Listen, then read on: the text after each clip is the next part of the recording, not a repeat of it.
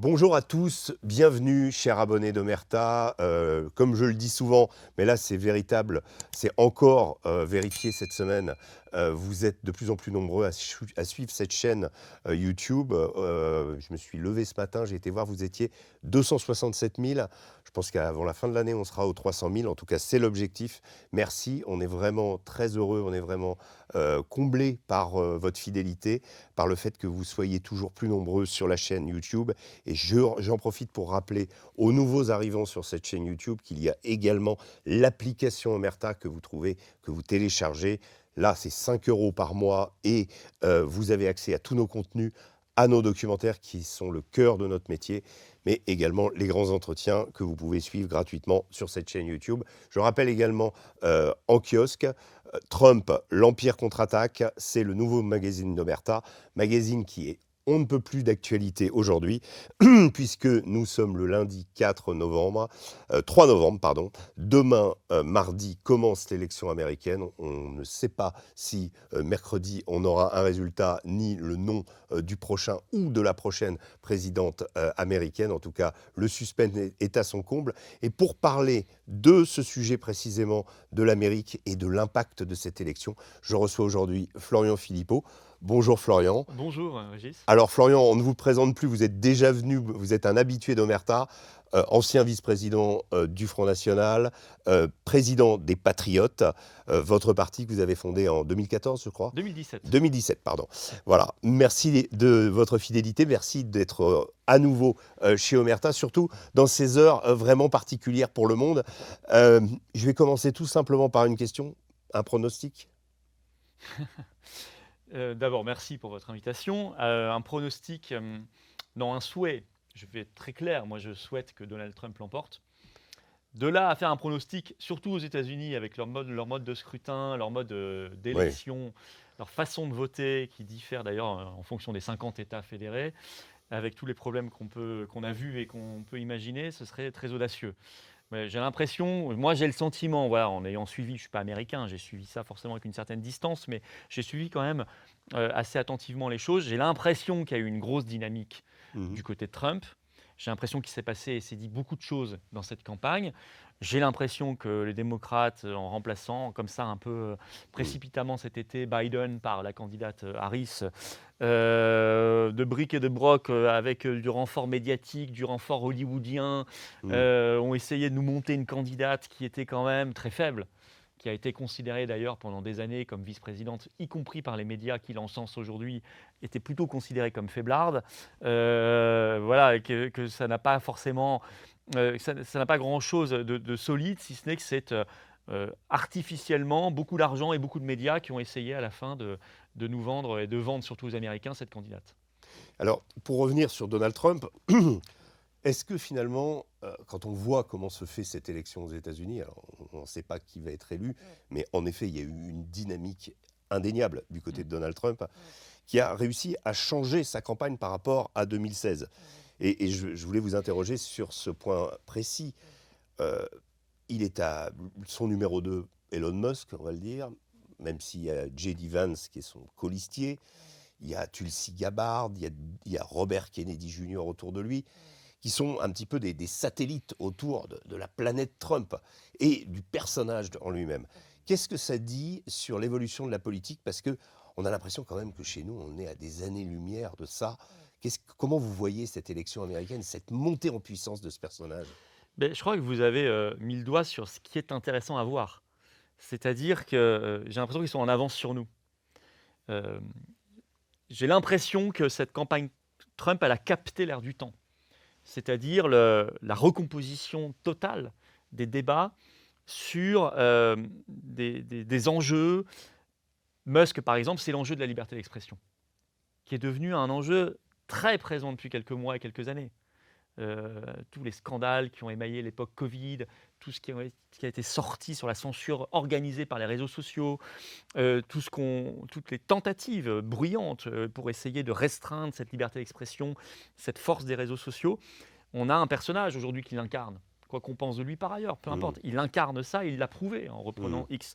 Kennedy Jr., c'est ce combat contre la corruption, contre Big Pharma, contre les mesures débiles et criminelles du Covid. Et donc là aussi, c'est l'air du temps. La Euh, santé des Américains aussi. et c'est-à-dire les valeurs L'obésité, positives derrière, c'est ouais, l'honnêteté, la santé, la transparence, ouais. la justice. Et bien sûr, l'alimentation d'ailleurs aussi, qui est un énorme enjeu aux Oui. États-Unis, chez nous aussi. Bon. Euh, et puis, vous avez cité d'autres figures peut-être un petit peu moins connues, mais qui incarnent aussi tous ces combats très modernes.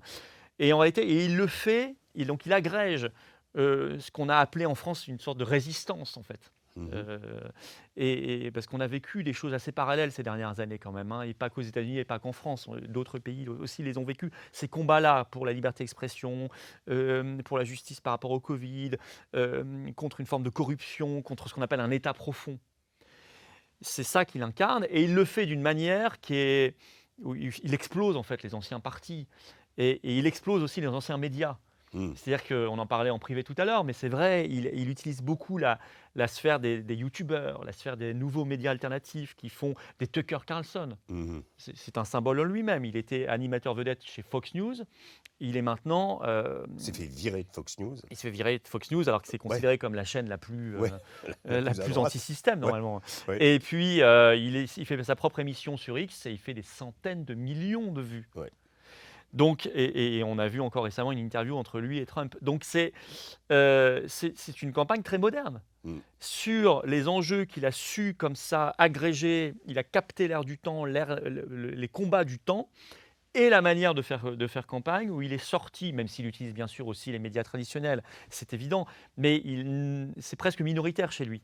Alors que Kamala Harris, c'est un peu fossilisé, quoi.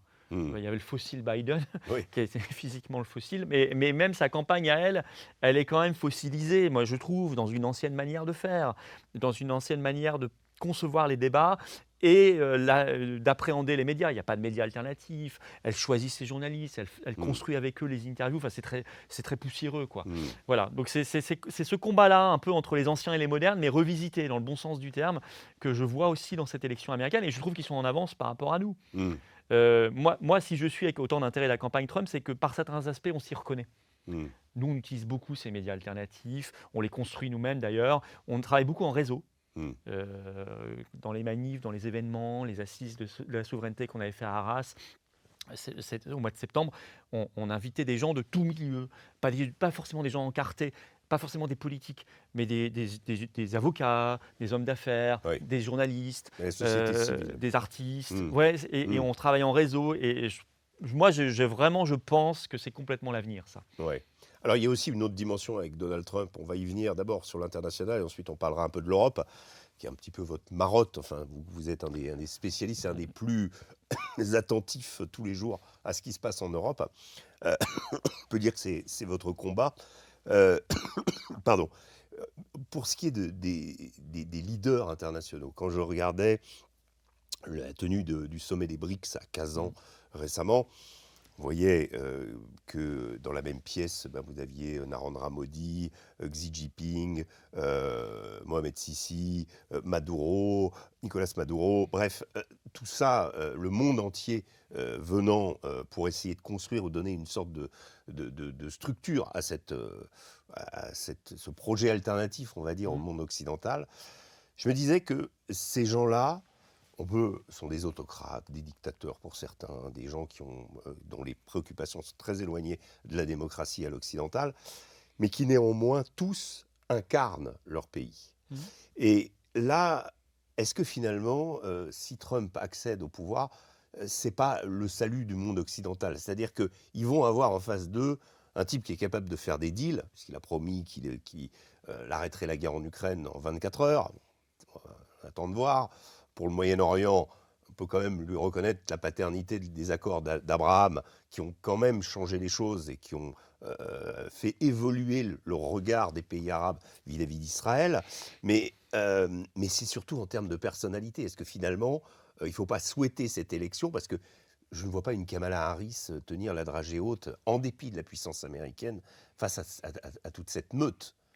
Bah, vous avez, à l'évidence, une candidate, Kamala Harris, qui incarnerait la continuité d'une déchéance.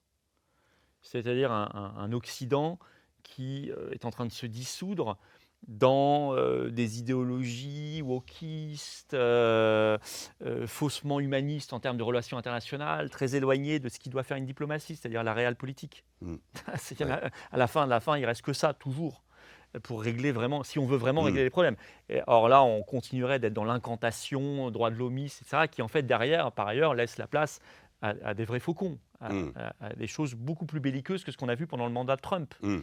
Donc en plus, il y a une hypocrisie. Mais ce serait ça, le système derrière Kamala Harris et cette candidate, ce serait la continuité d'une déchéance, d'une dissolution de l'Occident, si on peut parler comme ça, dans une impuissance finalement, Mmh. et une disparition, Mmh. face à un monde qui effectivement est là, a bien l'intention d'être là, rééquilibre les choses, a des concepts assez clairs en tête, réel politique, Mmh. on doit avoir la souveraineté énergétique, on doit avoir la souveraineté militaire, on doit le plus possible avoir la souveraineté monétaire, économique, des choses dures, des choses de Mmh. pouvoir réel et sérieuses. À Kazan, moi, ce qui m'a frappé, le sérieux des discussions, très loin de la caricature médiatique. Ils ont eu des tables rondes, je pense, à des très hauts niveaux de responsabilité sur le système monétaire international. Les a-t-on aujourd'hui, côté occidental, ces réflexions? Non, Mmh. pas du tout.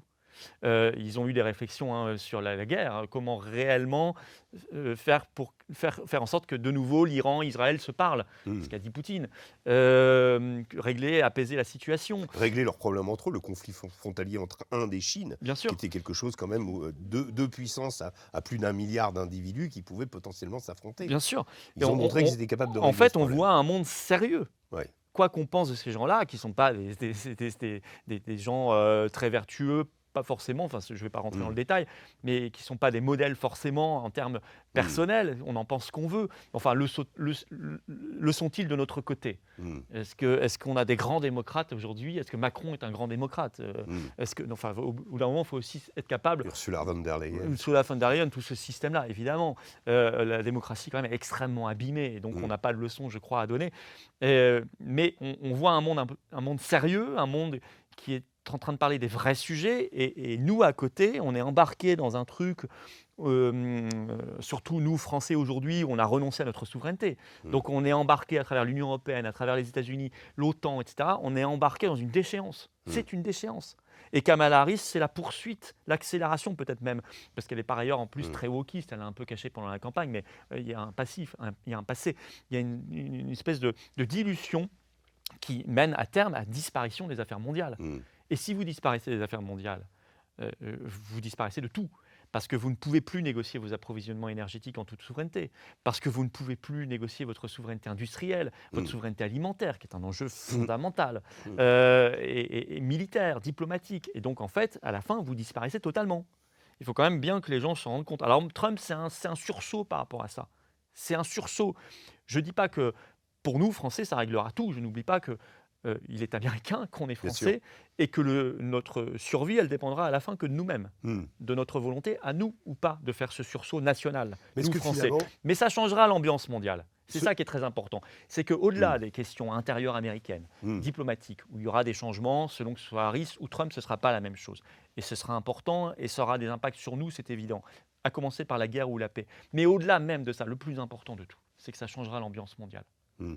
Est-ce qu'on continue à donner la clé aux mondialistes, ou est-ce que ce sont des patriotes qui reprennent la main? Je dis ces mots-là exprès parce que ce sont les termes mêmes que Trump a utilisés. Mmh. Le 24 septembre 2019, devant l'Assemblée générale de l'ONU, quand il était président, il avait déclaré aujourd'hui, le combat, il est entre les patriotes et les mondialistes, Mmh. globalistes en Mmh. anglais. L'avenir appartient aux patriotes, il n'appartient pas aux mondialistes. Ce sont Oui. ces termes. Et je crois que là, il a tout résumé. Mmh.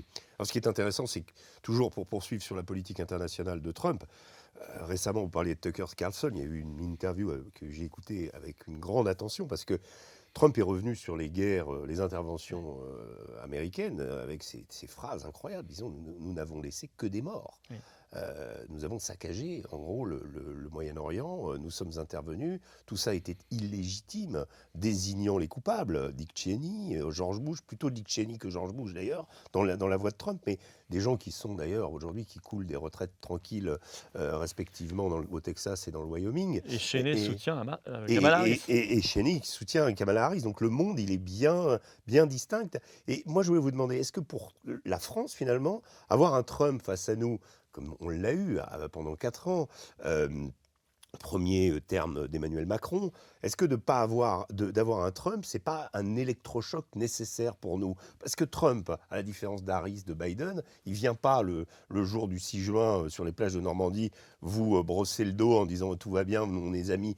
Ensuite, pour vous priver du contrat de sous-marin avec l'Australie, est-ce que finalement, ce Trump qui nous dit cash, si vous ne payez pas pour l'OTAN, moi je vais arrêter de payer, on va arrêter ça, est-ce que finalement, c'est pas ça dont on a besoin pour se dire, bah finalement, nous, il faut qu'on fasse notre défense si on veut compter un jour, si on veut espérer. Alors, non, c'est extrêmement important. Euh, il y a, vous savez, il y a des cercles très euro-fanatiques qui souhaitent la victoire de Trump, pour des raisons inverses de la nôtre, ou de la mienne, qui souhaitent cette victoire, se disant, si les États-Unis nous abandonnent, ça obligera l'Union européenne à faire son armée européenne, à soutenir seule elle-même l'Ukraine et donc à en faire bien davantage. Donc être en front-line politiquement à tous les niveaux pour la guerre en Ukraine. Voilà, de prendre le relais contre la Russie, contre la Chine, etc. Avec quels moyens? Je ne sais pas. Tout ça, là où... Mais alors, qui dit ça, Florian? Ah, ben vous avez dans des cercles, par exemple, un exemple très précis, c'est Bernard Guetta, eurodéputé macroniste, qui a texto dit ça la semaine dernière. Il a dit, est-ce que finalement, on ne doit pas plutôt souhaiter une victoire de Trump parce que l'Union européenne devra faire sa révolution et passer à l'étape d'après. L'étape d'après étant celle de Mario Draghi. Il l'avait annoncé, il faut que l'Union européenne devienne un État. D'accord. Et vous savez, les États-Unis d'Europe. Oui, ce rapport qui est sorti, là, écrit par l'ancien président finlandais, commandé par Ursula von der Leyen, qui vient de sortir, qui dit qu'il faut créer une CIA européenne, il faut que les Européens se préparent à la guerre, donc 72 heures de stock de nourriture, de médicaments, etc. à la maison. Et puis on va contrôler un peu vos messageries privées pour votre sécurité, parce qu'on va regarder un petit peu ce qui s'y passe, parce que vous pourriez, sinon ça pourrait faciliter le travail des Russes et des terroristes. Etc., etc. Donc un rapport complètement dingue. Mais c'est ça en fait. Donc vous avez des euro-fanatiques qui comptent en fait sur la victoire de Trump. Ils sont minoritaires. La plupart des Européens soutiennent Kamala Harris par idéologie, par allégeance, c'est plus facile. Ce sont leurs réseaux à eux, ce sont leurs think tanks, ça changera pas, leur financement. Et puis on sait elle continuera la politique américaine, c'est-à-dire de favoriser l'Union européenne contre les États-nations, de favoriser. Donc ça les arrange ce système-là et puis ça les nourrit. Il y a beaucoup d'argent qui est déversé par les think tanks atlantistes américains sur Bruxelles et sur tous ces trucs. Donc la plupart, bien sûr, soutenaient Kamala Harris, mais quelques-uns plus idéologues encore que les autres soutiennent Trump en se disant ça va nous forcer, nous, à devenir un État, à avoir une armée européenne, etc. Tout bien réfléchi, je préfère quand même 1000 fois la victoire de Trump. Parce que je pense que ces gens-là sont dans leur doux rêve, que oui, probablement que si Trump l'emporte, vous aurez le lendemain Ursula von der Leyen qui fera une grande déclaration martiale en disant l'Union européenne, elle, n'abandonnera pas les Ukrainiens, nous serons là, nous enverrons des armes et tout. Mais la réalité, le vrai réel, comme disait Lénine, les faits sont têtus, le réel est là.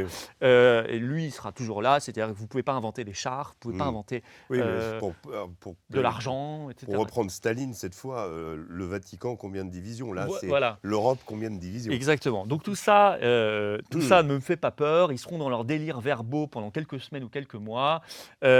Macron refera peut-être un discours de la Sorbonne 3 pour expliquer à quel point il adore l'Union européenne, etc. Mais tout ça n'aura pas beaucoup d'importance. À mon avis, l'impact principal, c'est celui que vous dites, c'est que ça remettra l'idée nationale quand même au cœur et la réelle politique au cœur. Et que face à cela, c'est aux Français et uniquement à eux. Au bout d'un moment, vous savez, à la fin des fins, c'est au peuple français de se prendre en main et de choisir s'il veut vivre ou pas, et s'il veut vivre libre ou pas. Il n'y a que lui à la fin qui peut décider. Le peuple français sera face à un choix. Soit, effectivement, on continue de se laisser absorber par un système qui sera réduit à Bruxelles aujourd'hui, non plus Washington, et qui est mortifère. et qui vise à dissoudre les nations, leur identité nationale, Mmh. leurs armées, leur souveraineté, leur indépendance agricole, leur souveraineté agricole, alimentaire, économique, etc., énergétique, et on mourra. Et on mourra. Parce qu'il n'y a pas d'avenir dans l'Empire européen, ça n'existe pas. Mmh. Ce sera qu'une queue de comète d'un truc qui n'a pas de réalité géopolitique et donc qui ne peut pas exister et qui, à la fin, ne défendra jamais ses propres intérêts et donc qui finira submergé à tout point de vue, au point de vue migratoire, économique, agricole, énergétique et par la guerre, submergé et on disparaîtra. Soit les Français comprennent, et ça on y travaille, que l'idée nationale est la seule qui aujourd'hui fonctionne dans le monde. Vous me parliez Mmh. des BRICS. Mmh. Qu'est-ce que c'est l'Inde? Qu'est-ce que c'est la Chine? Qu'est-ce que c'est que la Russie? Qu'est-ce que Oui. c'est que le Brésil? Ce sont des nations. Qu'est-ce que c'est que Trump?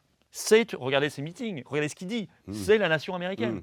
Mmh. Et il ne défendra pas aucun autre intérêt s'il est président que l'intérêt des Américains. Mmh. Et je ne lui en veux pas. Et y compris probablement contre nos intérêts certaines Bien fois. sûr. Et il faudra être capable de résister, C'est ça. tout Trump qu'il est. Mmh. Comme on doit être capable de résister face à la Russie, tout Poutine que ce soit, Mmh. si jamais la Russie nous cherche des noises. Mmh. Moi, je suis pour une indépendance totale, mais aussi pour un dialogue, Mmh. et pas pour la guerre. Mmh. Et donc, je souhaite qu'on dialogue de manière sympathique avec la Russie, sympathique avec les États-Unis, avec tout le monde, mais sans naïveté. Et donc l'idée, la seule idée moderne, la seule idée qui fonctionne, qui a le vent en poupe, de plus en plus le vent en poupe en ce moment, c'est l'idée nationale. Mmh. Et l'idée nationale, elle n'est pas compatible avec l'Union européenne. Mmh. L'Union européenne, c'est l'inverse de l'idée nationale. Vous voyez, à la fin des fins, à quoi va nous aider une présidence Trump en France? À réhabiliter l'idée de nation, de souveraineté, d'identité et d'avenir national. Et c'est Donc ça. là, ce qui se joue dans 48 heures, C'est ça qui se joue. c'est fondamental. C'est fondamental. C'est pour ça que les patriotes français ne doivent pas se tromper. Il y a des patriotes français qui disent c'est américain donc ça ne me regarde pas. Si, ça nous regarde. Non Mm. pas parce qu'on est en allégeance, non pas parce que moi je vais être soumis demain à Trump aux Mm. États-Unis. Je ne suis pas considéré comme un pro-américain. Hein. Non, non, Je bien suis sûr. pour sortir de l'OTAN, je suis pour qu'on. Vous avez je commencé avec je Chevènement. n'accepterai pas qu'il y ait la moindre Ouais. base militaire américaine en France. Non, je suis très au clair là-dessus. Je suis très au clair aussi sur la réalité des célébrations du 6 juin, Mm. le débarquement, etc., le projet Amgot, enfin tout ce qu'on sait. Débarquement que De Gaulle Mais n'a naturellement. jamais célébré. Et qu'on ne devrait pas, Mm. parce que c'était non pas un débarquement, mais une opération d'invasion pour nous coloniser, Mm. y compris nous mettre un franc Amgot qui était un Ouais. dérivé du dollar, etc. Mais c'est une autre histoire. Mm. Quoique c'est un peu la même histoire. C'est un peu la même histoire. C'est la même histoire Mm. qui se prolonge. La réalité, elle est là. Donc, moi, je dis à tous les patriotes français, comprenez que l'intérêt d'un Trump, c'est pas directement sur nos vies. Mm. L'intérêt d'un Trump, c'est que ça change l'ambiance mondiale Mm. et que nous, patriotes français, souverainistes français, on doit profiter de cela Mm. pour intelligemment faire avancer notre cause, Mm. qui est celle de l'indépendance nationale.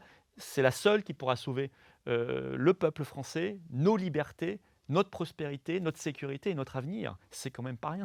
Oui. Alors, il va rester, alors on revient en politique française justement, il va rester quand même, il y a encore 2 ans de gouvernement Macron. Alors 2 ans, on ne sait pas, parce que là aussi, on est un peu plus de 2 ans même, avec... comment vous voyez, d'abord, la séquence électorale qui vient de s'achever avec ce gouvernement Barnier qui tente à bout de bras d'essayer de répondre aux préoccupations des Français. Enfin, on voit quand même qu'il y a eu...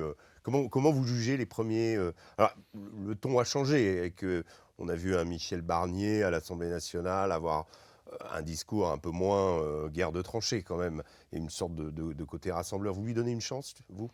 Non. Non. Vous savez, la seule chose qui plaît pour certains chez Michel Barnier, c'est qu'on a le sentiment de retrouver un peu une politique à l'ancienne. Mm.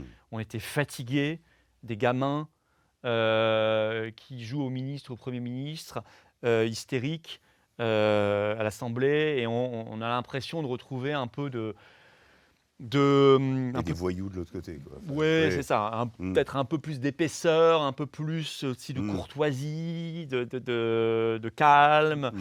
Voilà. Mais c'est tout. Après, au-delà de ça, Michel Barnier, vous savez, il a 50 ans de carrière politique. c'est un européiste forcené. Il a quand même fait partie, je le rappelle, du projet qui, entre 2006 et 2008, a consisté à réécrire un traité parce que les Français avaient dit non par référendum. Ça a donné le traité de Lisbonne. Projet monté par l'Allemagne et la Commission européenne. Il n'y avait que 2 Français, DSK et Michel Barnier. Bon, il était commissaire européen. Donc, si vous voulez, moi, je n'attends rien de tout cela. Le budget, avant de le présenter aux Français, il l'a envoyé à Ursula von der Leyen au mois de septembre. Et il a dit les 5 suivants, même Le Monde a sorti un papier là-dessus, les 5 suivants, ils seront pareils. Voilà, on rentre dans les clous, on obéit, on fera ce qu'il faut, on transcrit les directives. Par exemple, vous savez, il va y avoir une augmentation de la TVA sur les chaudières à gaz. C'est même pas Barnier, c'est une directive européenne. Et il y en a plein comme ça dans le budget. Donc il sera un bon petit soldat et ce sera un peu nous tondre à la grecque, quoi. C'est un peu ce qui est prévu. Augmentation des taxes sur le sucre, sur l'électricité, sur le gaz. Pas la taxe d'habitation, mais une contribution qui pourrait la remplacer. Les taxes temporaires, mais dont on sait très bien, on sait ce que ça veut dire en France, une taxe temporaire. Et l'assurance vie peut-être, etc. Et puis à côté, on va attaquer la santé, on va attaquer les retraites, on va attaquer... Enfin, on connaît cette recette, ça ne donne jamais rien de bon. Les Grecs l'ont subi, ils s'en sont toujours pas remis. Ça ne relance pas la croissance, au contraire. Donc Barnier, moi, j'en attends strictement rien. Ça n'aurait même pas dû exister. Ça a existé que par la bonne grâce du RN. Et ça, j'en veux beaucoup au RN. Et de la dissolution, quand même. Ah oui, la dissolution, mais derrière, cet été, tout l'été, Macron n'arrivait pas à trouver de gouvernement. Il y a eu l'épisode Castet. Enfin, bon, elle fait toujours campagne, hein. On la voit sur le service public régulièrement. Oui, oui, là, il n'y a pas de histoire de temps de parole, machin. Ouais. On ne sait pas ce qu'elle représente, mais elle est partout. Ouais. Tout ça, même s'il l'avait nommée, ça aurait tenu 3 jours, puisqu'elle aurait été renversée par une motion de censure. Mais donc, on serait revenu au point zéro. Il n'y avait pas... c'était Macron qui était embêté. Et donc, si le RN n'avait pas finalement donné son accord pour Barnier, qui devait partir ? C'était Macron. Vous commenciez à avoir de plus en plus d'articles de presse qui sortaient et qui expliquaient que est-ce que le problème, ce n'est pas Macron lui-même ? Est-ce que la solution, ce n'est pas la démission de Macron ? Et non, ils lui ont donné cette chance. Moi, je pense dans un deal. Je suis désolé. Je pense. Là, vous pensez qu'il est conforté, là ? C'est-à-dire, là, tous les débats n'ont aucun intérêt à l'Assemblée nationale, puisque de toute façon, on reviendra au projet initial avec le 49.3. Donc tous les amendements qui passent pas, moi je regarde même pas. Enfin, je veux dire, ça n'a aucun intérêt. Là, on reviendra au texte initial ou quasiment avec le 49.3 et tout le monde le sait. Tout le monde le sait. De LFI au RN, tout le monde le sait. Donc c'est la seule question qui se posera.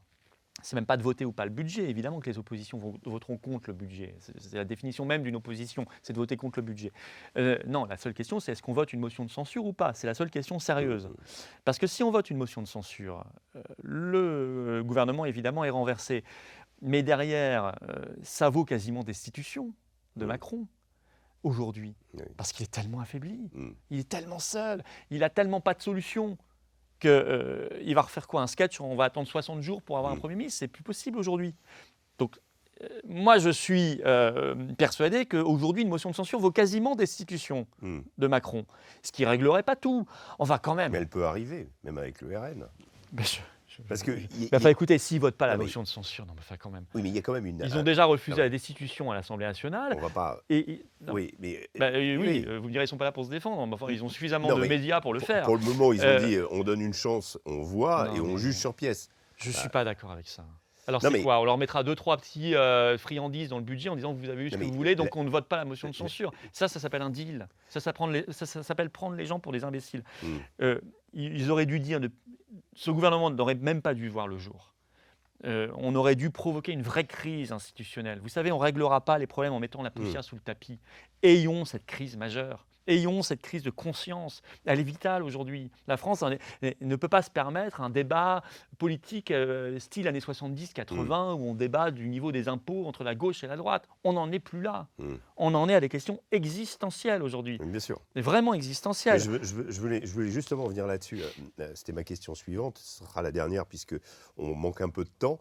Dans tout ce mouvement, vous avez évoqué le RN qui donc aujourd'hui a le premier groupe, on va dire en termes de députés. Vous l'avez connu à une époque où il y a eu, vous l'aviez restructuré ce parti, vous l'avez bien connu de l'intérieur. C'était autre chose en termes idéologiques. Voilà, mais c'était... À l'époque, on était quand même pour la sortie de l'Union européenne, de l'euro, de l'OTAN, etc. Bien sûr. Un peu autre chose. Bien sûr, mais c'était quand même un parti qui à la base était porté sur des thèmes, on va dire, immigration, sécurité. Oui, à Et l'origine de on l'origine, oui. reste quand même sur ces thèmes-là. Et aujourd'hui, les exigences des Français, même si effectivement le matraquage fiscal, etc., donc qu'on nous prépare, sont des choses qui vont leur paraître désagréables, mais ce qui leur paraît le plus désagréable, c'est la multiplication des coups de couteau à la sortie des Mmh. boîtes de nuit. J'entendais hier un patron de boîte de nuit dire j'ai 15 coups de couteau par semaine. Avant, il y a quelques années, j'en avais un par an. On parle des boîtes de nuit avec les dealers, Je sais etc. bien. À Rennes, une ville, moi j'ai passé ma jeunesse pas très loin, enfin en Bretagne, Qui c'était était une ville tranquille. d'un ennui terrible, qui était dirigée par un maire qui s'appelait Edmond Hervé, qui était un socialiste bon teint, mais il s'y passait jamais rien en dehors de quelques punks à chiens du côté de la gare. Voilà, aujourd'hui c'est devenu un Ils sont toujours cloaque. là. Ils sont toujours là, mais aujourd'hui ils se prennent des coups de couteau, ils se battent Ouais. entre eux. Il y a des morts. Ce week-end, il y a eu 8 morts entre des fusillades à Valence, Poitiers? Poitiers, on entendait des émeutes à Cahors. Enfin, Mmh. Ouais. voilà, ça peut pas durer. Enfin, c'est Ouais. le message que les Français ont envoyé, et regarde les choses, c'est là-dessus, sécurité, Ouais. immigration. Et donc là, le gouvernement, il est quand même un peu Enfin, monsieur notamment, il n'y a Retailleau. pas que ça, mais notamment. Donc comment il va faire Bah, écoutez, vous avez raison, c'est un sujet fondamental. avec le Conseil constitutionnel qui va bloquer, avec Oui. enfin, voilà, Alors justement, voilà. avec quoi derrière?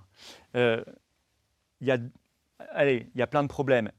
Il y a des problèmes qui sont inhérents à des évolutions de société, une société plus violente, etc. Mais ça, c'est compliqué à régler. Il y a quand même deux énormes problèmes qu'on pourrait essayer de régler. La drogue, Mhm. qui n'est pas que la drogue. La drogue, derrière, c'est la délinquance. Parce qu'il faut Mhm. faire de la délinquance pour se payer la drogue. Mhm. Voire la prostitution. Y compris des gens maintenant, des gamins très jeunes, qui font de la prostitution Mhm. pour se payer leur dose. Non, mais c'est toute une chaîne derrière. Mhm. La drogue, c'est un fléau considérable. Je ne sais pas comment on résout un problème de drogue. La drogue, elle n'est pas produite majoritairement en France. Hein. Très, très majoritairement, elle est produite à l'étranger. Je ne sais pas comment on résout ce problème-là sans douane et sans frontières. Non, je veux bien toutes les solutions. Bien sûr que c'est une affaire de justice, bien sûr qu'il faudrait qu'elle soit plus dissuasive, qu'elle soit plus dure, bien sûr qu'il faut démanteler les réseaux, bien sûr qu'il faut attraper les salauds qui vendent ça, qui sont des... Ce sont des Bien sûr, mafias aujourd'hui. les Quasiment. mafias. On parle de Mais mexicanisation fondamentalement, de la société. c'est un marché mondial. C'est un marché gigantesque de milliers de milliards d'euros et de dollars qui finance des structures mafieuses qui sont parfois elles-mêmes gigantesques, privées ou publiques. Et donc, vous ne réglez pas ce problème si vous ne le prenez pas à la racine sérieusement. Et je ne suis pas certain qu'on ait envie de le faire en réalité. Parce que ça supposerait des remises en cause diplomatiques sévères. Ça supposerait d'avoir des frontières nationales. Ça supposerait d'avoir un corps de douane qu'on a démantelé. Sous prétexte de construction européenne, on a démantelé nos douanes. Allez faire la lutte contre les trafics sans douaniers, c'est pas facile. Hein. Et aujourd'hui, les douaniers font ce qu'ils peuvent, mais ils sont pas nombreux, ils sont pas très outillés, beaucoup moins qu'avant. À l'intérieur de l'Union européenne, ça arrive aux Pays-Bas, etc. Vous pouvez pas contrôler Schengen, etc. Donc, il faut être sérieux aussi sur ce sujet-là. J'y ajoute le sujet migratoire. Le sujet migratoire, c'est comment voulez-vous régler le problème migratoire si vous n'avez même pas le droit de faire des expulsions collectives parce que c'est interdit par le droit européen et la CEDH. Oui. Si vous n'avez même pas le droit de restreindre ou d'arrêter le regroupement familial parce que c'est interdit par une directive européenne de 2003. Vous n'avez même pas le droit de remettre en place le délit de présence illégale. Retailleau fait croire qu'il veut le rétablir. Il sait qu'il ne peut pas le faire. C'est interdit par une directive européenne de 2008 qui s'appelle la directive Retour. C'est pour ça que Valls l'avait supprimé en application de la directive européenne et Retailleau ne fera pas plus. Plus la refonte nécessaire, complète, du Conseil constitutionnel. C'est un autre sujet, quoique ce n'est pas totalement un autre sujet, parce que souvent, le Conseil constitutionnel applique le droit européen plus que la Constitution française, en réalité. Ou alors, on a mis le droit européen dans la Constitution française. Tout ça est un micmac épouvantable qui ne peut se régler qu'en tranchant le nœud gordien. Il n'y a pas d'autre solution. Il faut le trancher, ce nœud. Il ne faut pas s'accommoder du nœud, il ne faut pas essayer de le desserrer un peu, il faut le trancher pour régler définitivement la crise. Ça s'appelle sortir de l'Union européenne. Ça s'appelle sortir de Schengen, ça s'appelle sortir de la CEDH. Ces trois aspects-là nous permettent, non pas de régler définitivement, mais de reprendre la main et d'avoir les outils pour lutter sur la drogue et sur l'immigration massive. C'est quand même une part assez considérable de l'explication aujourd'hui de l'insécurité, de la délinquance et de la criminalité. J'aurais pu dire la même chose sur vous savez, sur l'industrie et sur l'agriculture, hein, ce Ouais, n'est pas bien le sûr. sujet, mais vous avez compris. Si on veut, moi, vous savez, le problème de la dette, c'est pas simplement de créer des impôts et faire de l'austérité, c'est de recréer des richesses en Oui, France. c'est sûr. C'est ça qui manque, c'est qu'on ne crée C'est plus sûr. rien en France. C'est sûr. Et ça Dé- suppose de rompre aussi avec ce système-là. Alors, dernière petite question, est-ce qu'en attendant cette rupture que vous appelez de vos voeux, le modèle Mélanie, ça vous inspire? Non. Pourquoi? Non, c'est une perte de temps. Moins 65% Non, d'immigration vous clandestine n'êtes pas l'année tombé dans ce dernière. panneau quand même. Non, pas du tout. Je vais le débunker, ça. Alors allez-y. Je l'ai fait déjà. Bon. Non, non, moins 65% sur une partie de l'immigration clandestine, celle qui arrive par les bateaux. D'accord. C'est-à-dire, au total, vous savez, les moins 65%, ça représente 11 000 personnes. L'immigration ça fait pas loin. clandestine, la source majeure d'immigration clandestine, ce ne sont pas les bateaux, y compris en Italie. Ce sont en fait des gens que vous faites venir légalement et qui, au lieu de repartir parce que leur titre de séjour arrive à expiration, restent. Et ils deviennent clandestins. Donc plus vous augmentez l'immigration légale, plus vous savez qu'avec un retard de 1 à 2 ans ou 5 ans, vous créez de l'immigration clandestine. C'est mécanique. Une partie de l'immigration légale va basculer en clandestinité à un moment ou à un autre. C'est ça la source majeure. Tous les rapports le montrent. Et c'est juste du bon sens en plus. C'est la source majeure de l'immigration clandestine. Ça, Mélanie, elle l'a aggravé puisqu'elle a augmenté l'immigration légale. Elle a fait effectivement des choses sur les bateaux et ça reste à démontrer parce qu'il y a des évolutions conjoncturelles sur les bateaux aussi. Hein. Il y a des années où ça double, des années où c'est beaucoup moins. Bon, est-ce qu'elle est tombée dans un creux ou est-ce qu'elle a suscité le creux? On peut lui mettre, allez, on va mettre à son crédit qu'elle a suscité le creux et qu'effectivement, elle a réussi à réduire l'immigration clandestine par bateau de 11 000 personnes. C'est très mineur. C'est très mineur parce qu'elle l'a augmenté par ailleurs, qu'elle a augmenté l'immigration légale. Vous avez vu son accord avec l'Albanie. Oui, bien sûr. Il est retoqué par le droit européen. Mm. Et puis sur le reste, elle s'embarque là vers la retraite à 67-70 ans alors qu'elle avait promis de ne pas le faire. Elle avait promis de défendre l'argent liquide. Et moi, j'y tiens beaucoup à ça parce que c'est un gage de liberté par rapport à tous les projets d'argent numérique. Elle a renoncé dès les premières semaines de son mandat sous pression de la Commission européenne. Donc vous nous dites que finalement... Non, c'est une perte de temps, c'est faux. Vous savez, c'est faux. C'est C'est des faux chiffres gouvernement comme ça. patriote, c'est Oui. une perte de temps. Donc les Allemands sont plus efficaces. D'ailleurs, ils ont l'an dernier renvoyé 30 000 clandestins dans des accords avec la Pologne, justement, au niveau de leurs C'est frontières. les Ukrainiens, non? Non, non, je crois pas. C'est des C'était- Polonais. Bon, enfin, c'est des. Bon, bref. Les migrants. Mais bon, en tout cas, les Allemands ont décidé, eux, de remettre, de replacer. Ouais, non, ils ont déclenché la procédure Schengen de 6 Ouais. mois, ce que nous on fait depuis 9 ans. Oui, mais qu'on ne fait pas, on n'en fait pas de Eux non publicité. plus. Mais ils font pas en vrai. Enfin, Mm. moi j'ai beaucoup d'adhérents qui habitent en Alsace, tout ça, ils vont en Allemagne, il y a zéro contrôle. Bon, tout ça, c'est... Bah, c'est-à-dire, vous pouvez faire, vous savez, je vais vous raconter une anecdote. J'avais déjà rencontré Marine Le Pen, je la conseillais en off, on va dire, et je rencontrais régulièrement un haut fonctionnaire à l'époque du ministère du ministère transitoire, de l'immigration et vous savez, créé par Sarkozy. À un moment, il y a eu un ministère de Oui, l'immigration tout et à de fait. l'identité Ouais, nationale. ouais, ouais. Et je rencontrais un haut fonctionnaire qui lui, sincèrement, pensait qu'il fallait arrêter tout ça. Et il me disait, on arrivait à la présidentielle de 2012, et il me disait, on a eu consigne de réduire au maximum pour que les chiffres, pour Sarkozy qui se représentait, soient les meilleurs possibles, donc pour que ça baisse. Donc on nous a demandé de faire tout ce qu'on pouvait, et on s'est rendu compte, et là je vous le dis, comme il me l'a dit, texto, on s'est rendu compte qu'à droit constant, c'est-à-dire essentiellement du droit européen, hein, on ne pouvait avoir une prise que sur 5 à 10% des chiffres. Voilà. Alors peut-être qu'ils vont réduire de 5 à 10%. Mm. Mais vous pensez que c'est à la hauteur du problème? Non. Non. Et ce que je vous dis là sur l'immigration, sur la drogue, c'est vrai sur tous les sujets. Mm. Nos paysans, tant qu'on continue de donner la main sur le commerce à l'Union européenne, qui va nous faire bientôt l'accord Mercosur, qui sera le plus grand accord de libre-échange de l'histoire du monde, nos paysans, ils pourront toujours aller mettre manifester devant les préfectures, faire ce qu'ils veulent.